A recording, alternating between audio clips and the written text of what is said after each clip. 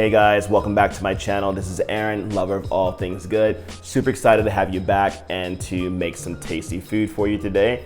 So it's dinner time, I'm hungry.